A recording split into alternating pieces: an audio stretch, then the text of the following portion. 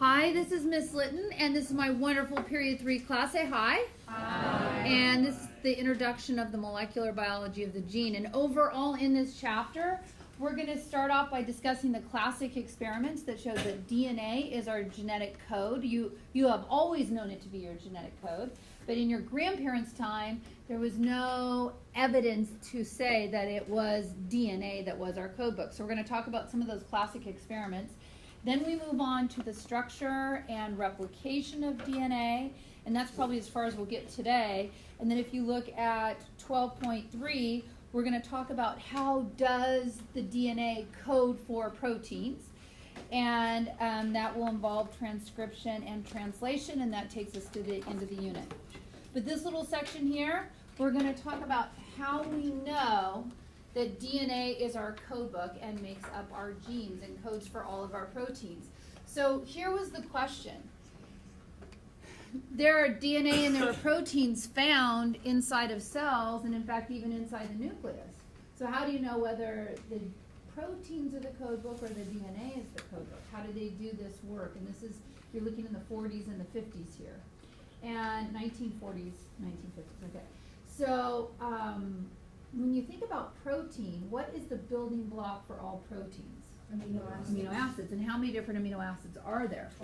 20, because there are 20 different R groups, right? And in DNA, how many different bases are there? 4. So when you look at the two options here, 20 amino acids versus 4 nucleotides, it seems like to code for all of our traits, the variety we could get with 20 different amino acids is huge, right? Compared to just 4 bases. And so there were these experiments that were done, and they knew that the genetic material had to be able to store information that got passed on to the daughter cells through what process? Mitosis and meiosis, right? Okay. And you know the stages and steps of all of that, okay? That it had to be stable, that it could be replicated. And when is that DNA replicated? Very good. But it had to be able to mutate. Why did it have to be able to mutate? Yes? For variations. In asexually reproducing organisms, the only variety they're going to get is through mutations. So, knew it had to have those characteristics. So, our first classic experiment we're going to talk about here was done by Griffith. And Griffith worked with bacteria and he worked with mice. The way I remember this particular experiment is, have you heard of Griffith Park? And I'm thinking there's probably mice running around there in Griffith Park. That's how I remember it. Okay? And he worked with 2 strains of bacteria. One was virulent and one wasn't. The S strain was virulent. It was called the S strain because it had a smooth capsule on it. And they thought that had some reason why it might be capable of killing off the mice. And when you gave him a shot of it, this mouse is not sleeping. He's dead. Okay? Dead mouse. Oh. And so he gave him a shot of that. When you gave him R strain, the mouse stayed alive. So the next step of this experiment, they're wondering, okay, there's something in the bacteria here that's killing off these mice. And they took the S strain, the virulent one, and they heat killed it. So this is the one that normally would kill the mice off, right? And he heat killed it, and then he injected this dead S strain into the mouse, and the mouse lived. So definitely the bacteria was not functioning anymore if you got injected with that. Well, then he mixed dead S in with some live R and injected that into the mouse, and the mouse what? Died. Now normally R doesn't kill and the S is already dead. So what made the R become virulent? What made it kill off that mouse? It must have picked up something from the S, from the dead S bacteria. So what is it that transformed it? What changed it? And the hypothesis was that it was the DNA. So that was your initial experiment. Then you had a team of experimenters, Avery, McLeod, and McCarty, which I think sounds like a law firm. Avery, McLeod, and McCarty.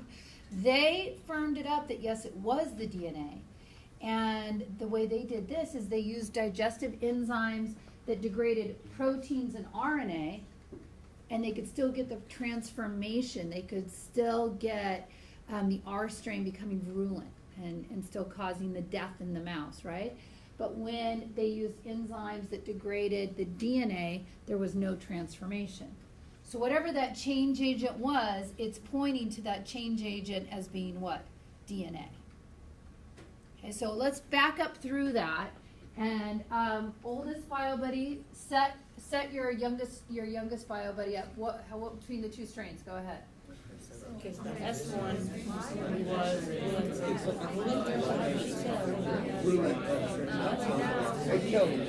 yeah. All right. Young bio buddy, this is you.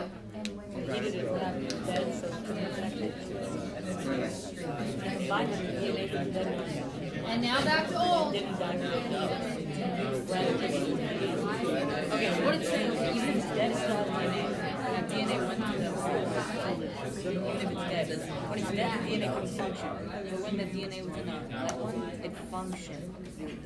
So you didn't, it wasn't the S strain wasn't dead and it came back alive, yet they were able to find live S strain from it. So it was transformed. The R strain became transformed by the dead S. It was able to pick up that DNA. And that makes sense to us today because we know DNA is a code book and it codes for proteins. So it'd just be like your computer. If I gave you a thumb drive, you could open up any files on that thumb drive. We're just switching out the thumb drive for the computer of the mouse, right? You're just putting in different, or in that bacteria, you're just putting in different DNA.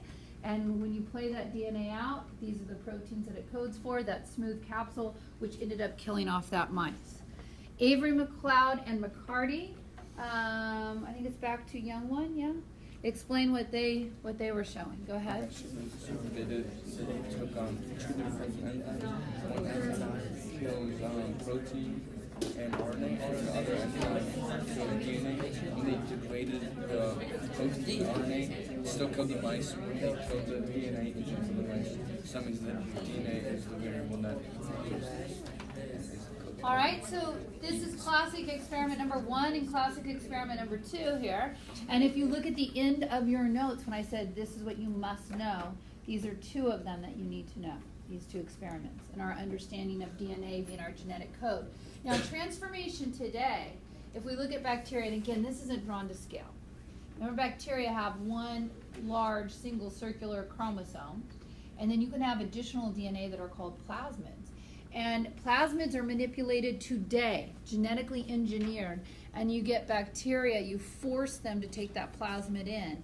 And when they take that plasmid in, whatever DNA is here, that codes for certain proteins. And that's used today right down the street at Amgen in order to genetically engineer drugs that you need, right? Okay, so let's go to the next classic experiment, Hershey and Chase.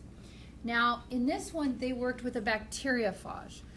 A bacteriophage is just a virus that infects what? Bacteria. Now, I am showing you a picture of a drawing, a rendition, and then a real bacteriophage injecting its DNA into the bacteria on the right. That's a real picture. They did not have these images. They did not have the microscopy, no electron microscopes. All they knew is this vial has viruses in it, makes this bacteria, sick, okay? They couldn't see. They knew they could break it down, and they knew viruses consisted of protein and nucleic acid of some sort. And today viruses could be DNA viruses, RNA viruses, they could be single-stranded, they could be double-stranded. So they knew those 2 components were there. What we know is those viruses, they land on that bacterium and literally inject, like inoculate with a needle, their nucleic acid into the bacteria, and then that forces the bacteria to make more viruses. So what was it they're injecting in there? Were they injecting in DNA or were they injecting in protein? So they came up with this very clever little experiment, okay? And again, they did not have pictures like this. They just knew there's some protein in there, there's some nucleic acid in there. They labeled the DNA with radioactive phosphorus, P32. Now you can do that because DNA consists of a base. What is DNA built out of? Nucleotides, right? And nucleotides are built out of a base, sugar, phosphate. So all the phosphate was built with radioactive phosphorus, okay? So it's labeling it, so you can see it, you can detect it. And then they labeled all the proteins with S35. And so that was an isotope of sulfur. And the reason why that works really well is, how many different amino acids are there? 20. One of those is called cysteine, and cysteine has sulfur in it, and you see that a lot, so that worked to label the protein. So now they've got it labeled, so what you need to do is allow the viruses to infect the bacteria. Then whatever shows up in the bacteria, is it radioactive phosphorus? Then they're injecting DNA. Is it radioactive sulfur? Then they're injecting what? Proteins. Look to see, what is it the virus gives since we labeled it. So here are the two experiments. And the viruses, in this case, labeled with the P32, they have to allow them time to inject whatever it is they're going to inject.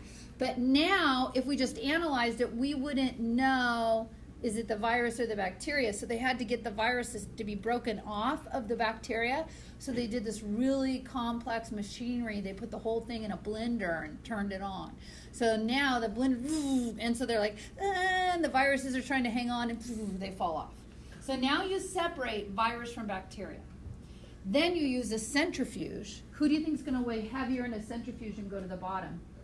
Bacteria. So the bacteria is in the sediment at the bottom, and the virus is in the supernate up on top. So then you just look to see at the bottom.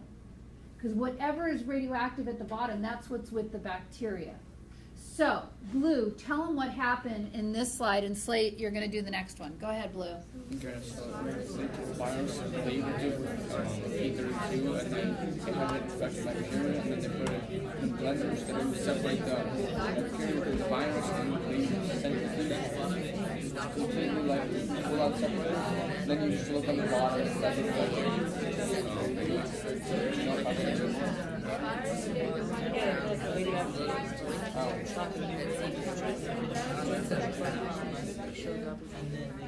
but how do you become like a little virus? So they all have it. All infected. Like a liquid in all of them.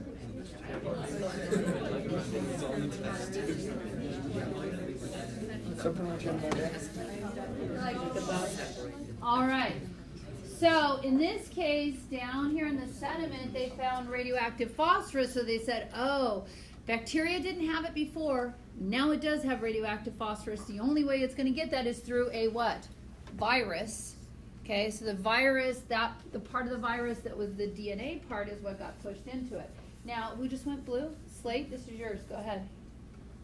Okay, so start explaining. So now they label the best thing about the radioactive. It's not isotopes, it's radioactive, so they can see what it is. And they use the blend to separate the same DNA. And bacteria have used it in viruses, bacteria. So on top of the the first one, the P at the bottom. This part, the S at the top. What does it show you? The protein in the viruses has the bacteria. But the main part of the virus, it's in both of them. All right. It's not going to be the thing being transferred. So let's watch a little video on this. Let's not be a highlighter. Let's watch a little video on this. Here we go. In the Hershey-Chase experiment, bacterial viruses, called phage, were used to demonstrate that DNA is the genetic material. The phage used in this experiment consisted of a DNA molecule surrounded by a protein coat. When phage infect bacteria, they attach to the surface of the bacterium and inject the DNA into the cell. The protein coat remains on the outside of the cell. In the first part of the experiment, phage were produced in a medium containing S35 radioactively labeled amino acids. This resulted in a phage population with S35 labeled proteins, but no radioactive label in the DNA. The phage were then allowed to infect the bacteria. The phage attached to the bacterial cell and injected their DNA, but the radioactively labeled protein coat remained on the outside of the cell. The phage produced in these cells contained no radioactivity. Vigorous shaking caused the empty protein coats to be removed, but did not interfere with production of new phage in the cell. In the second part of the experiment, phage were produced in a medium containing P32 labeled deoxyribonucleotides. This resulted in a phage population with P32 labeled DNA, but no radioactive label in the protein. When the phage infected the bacteria, the P32 labeled DNA entered the cell and could be found in phage subsequently produced in the infected bacteria. This demonstrated that the DNA, but not the protein, carries the genetic information for a new generation of phage. Not it. One of you summarize that last statement, okay, where it's showing, go ahead. Alright, so in the first part, the first part, there was the thing at the bottom. What does that tell you? It's at the bottom.